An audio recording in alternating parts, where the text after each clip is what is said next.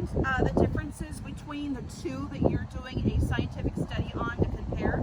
Yeah, so right here down below we can see our like natural reef structure that is kind of like trying to imitate how an oyster reef would happen on its own out in the water. So we brought in a lot of shell material and formed this kind of like a little bit of a slightly curved structure. And then oysters now have a hard place to stick to when they're growing.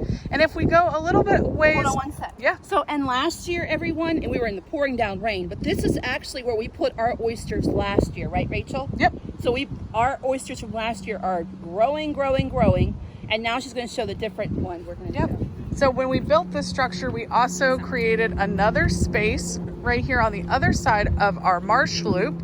And these are our oyster castles. So these 8 structures are made out of concrete and they literally look like sand castles, which is how they get their name.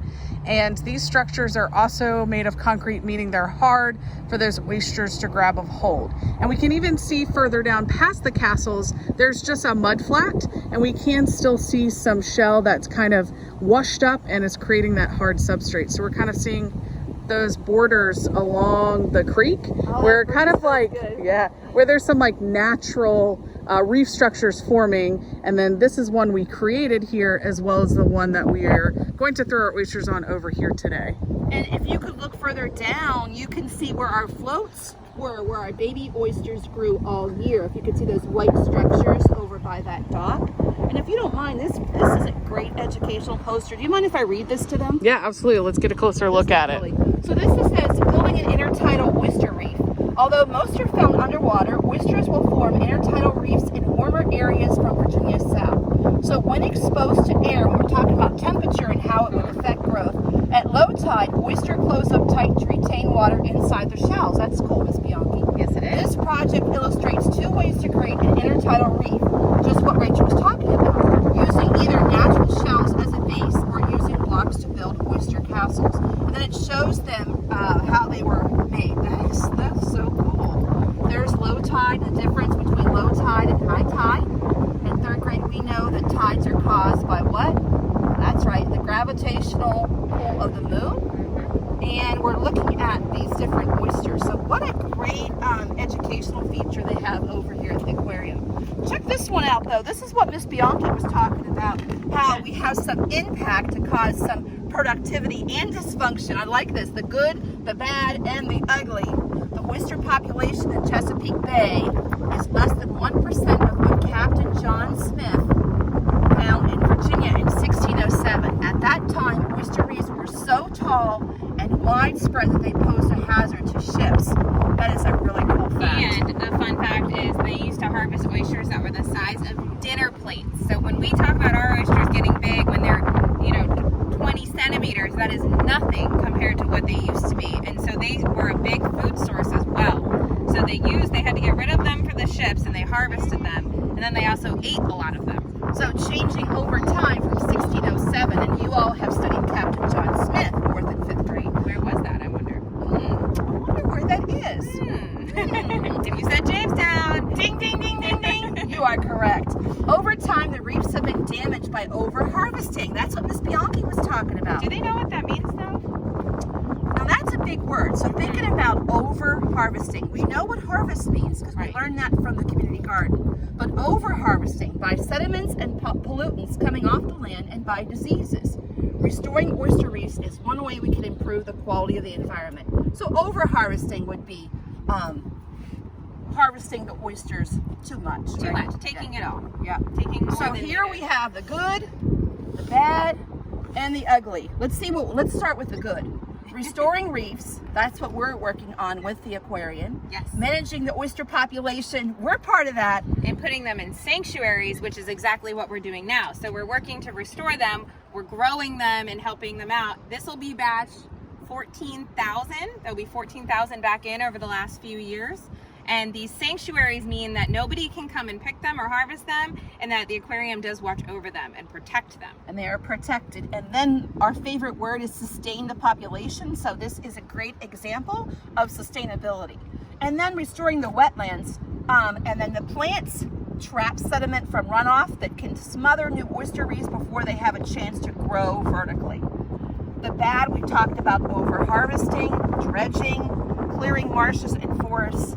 And then the ugly, we've talked about the report card that Chesapeake Bay has with poor water quality, decline of other species, and loss of livelihood and culture.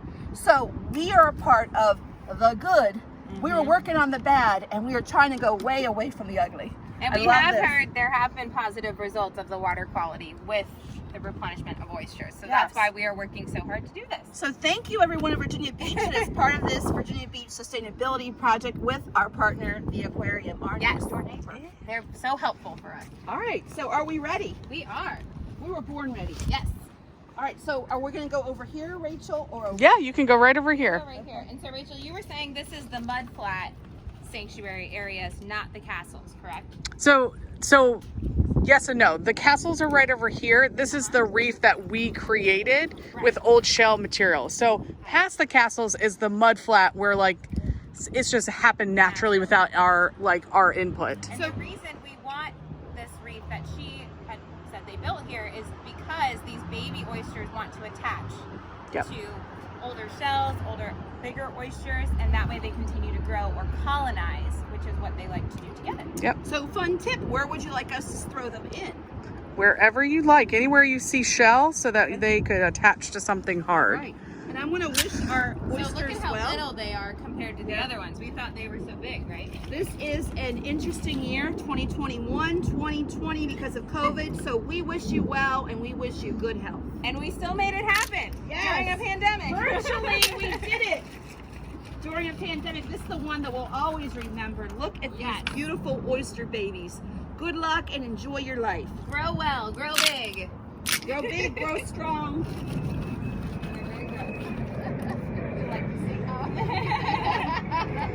They clean our water. Normally, boys and girls, you would be going with us on a field trip, on a boat, Best day ever. Best day ever. But we're doing this virtually because we don't want to ever not let you have this beautiful experience. We wanted to And go we get beyond dirty. the classroom wall. Exactly. Learning outside. Bye-bye, babies. Whoops. And I can't wait to hear about all the connections that they made and what they've learned this year. Yeah, look at this one. What are oysters for? And usually when we're out doing this, we would give you a Sharpie and you would write a well wish on your oyster. So I'm gonna say this one, VV Strong. Oh, what is that down there? What's that yellow thing? We have a lot. So like I said before, we have 2,000 baby oyster spat when I start, and we roughly only lose about under 20 of them. So there's a lot of oysters going back in. Good growing. And it's interesting that they're such a different color. So a lot of people would say ew, but we say awesome, wonderful. Yes, they are a little ew just because they clean everything. So they do get a little yucky, but in a good way.